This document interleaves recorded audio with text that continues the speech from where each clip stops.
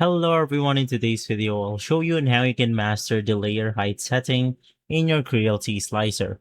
So basically you could choose multiple system presets if you want to, but generally in order to master this it's going to be extremely simple. The first thing that you want to do is to actually click on the model that you want to adjust. And from there we are going to use this specific option called the variable layer height.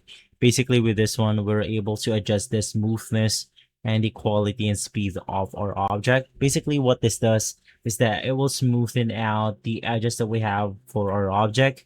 The only downside is it will actually take longer to print. So for example, if I do something like smoothen out the edges to something like 7, let's click on the apply button. It will actually smoothen all of this circle out into a better result right here. So as you can see, it's even better right now. Let's go ahead and adjust this even further.